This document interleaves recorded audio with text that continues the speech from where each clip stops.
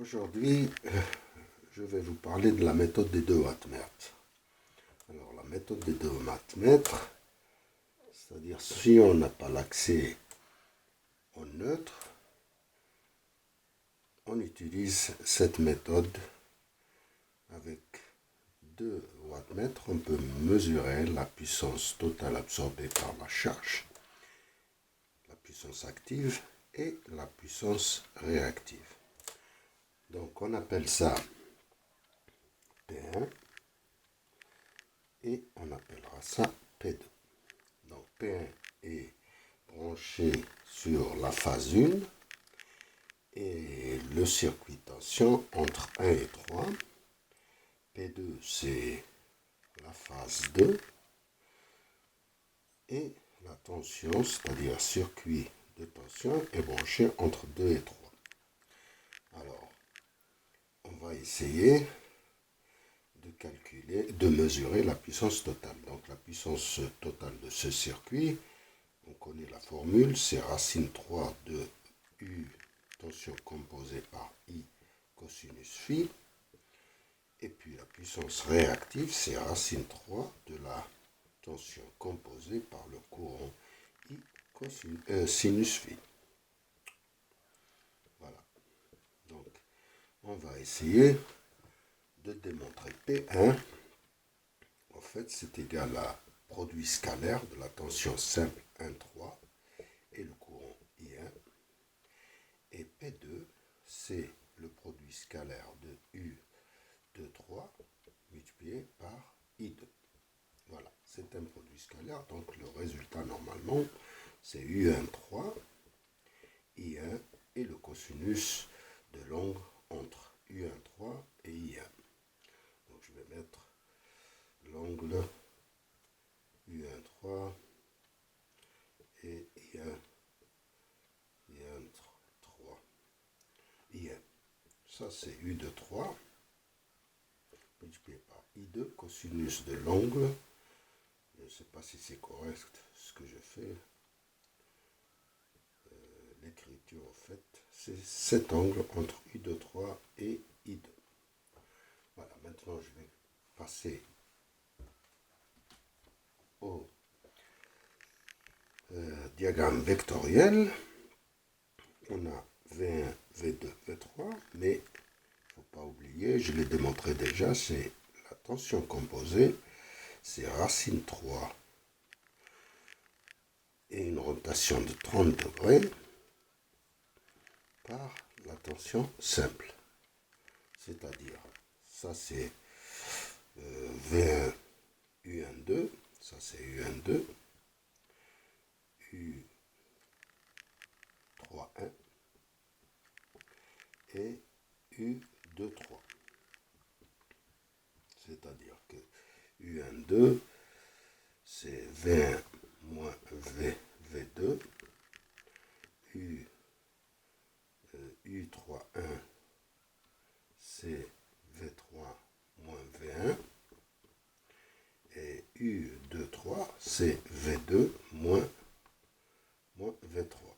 Et on peut le démontrer graphiquement, on voit que U1, U12, il est ici, donc il y a 30 degrés ici, et puis le module, c'est, si c'est ça, c'est V, c'est deux fois ça,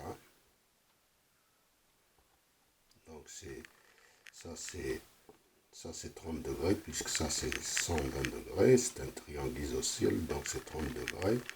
Cette moitié c'est V cosinus 30 degrés, et ça c'est V cosinus 30 degrés. Donc on aura le cosinus de 30 degrés, c'est racine 3 sur 2, 2 fois ça, donc c'est racine 3 de V, c'est-à-dire le module c'est racine 3 de V. Maintenant, on va passer au calcul de cette P1. P1 qu'on a appelé P1, c'est U31,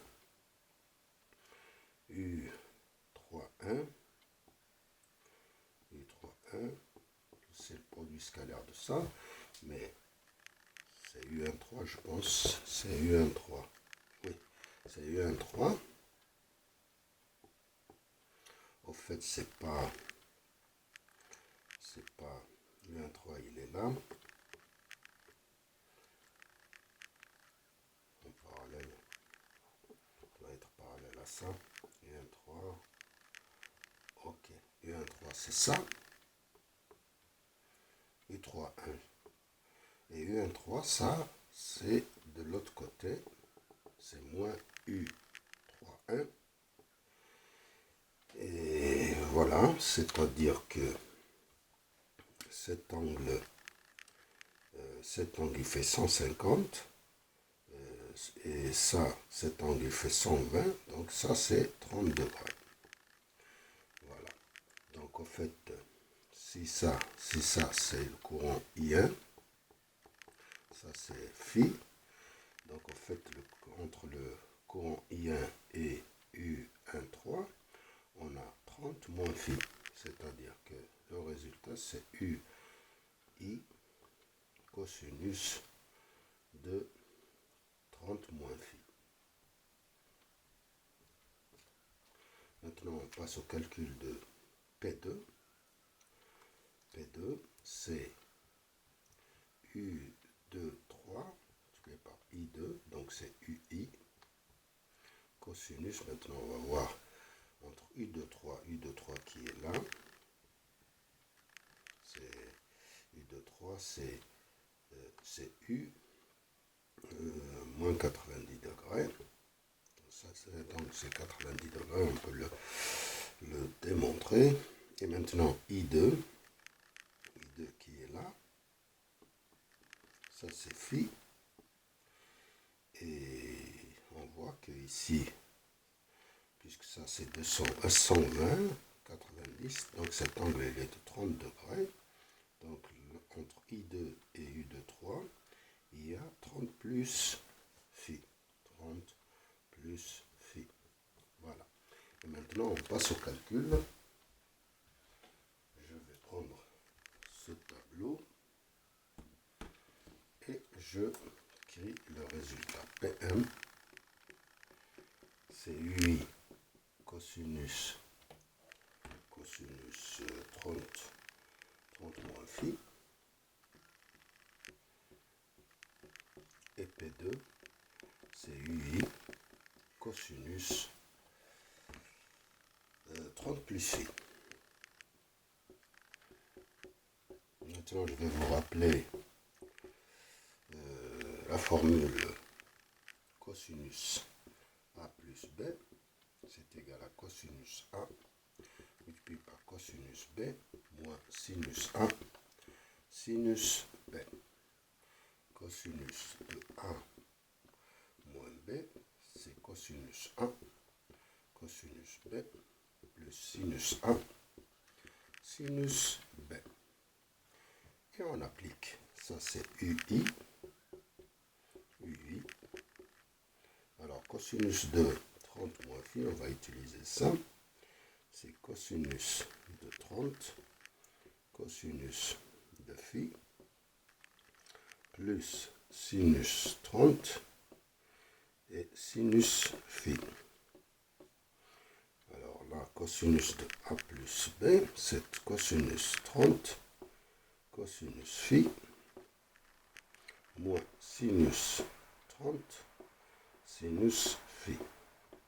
Voilà.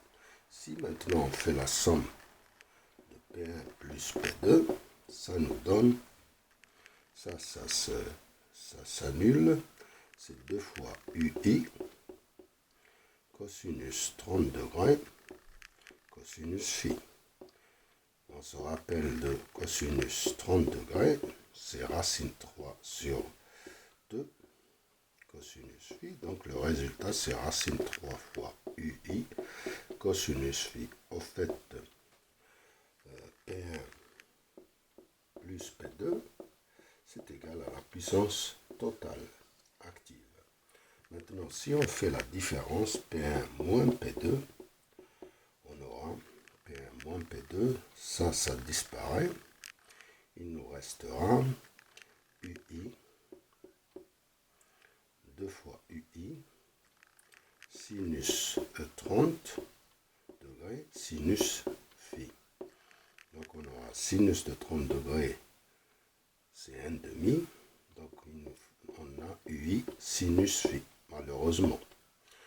Donc, en fait, pour retrouver la puissance totale réactive, qui est égale à racine 3 UI, on multiplie, c'est-à-dire on doit multiplier P1 moins P2 par racine 3 pour avoir la puissance réactive. Donc, on peut dire que racine 3 multiplié par P1 moins P2, c'est notre puissance réactive totale.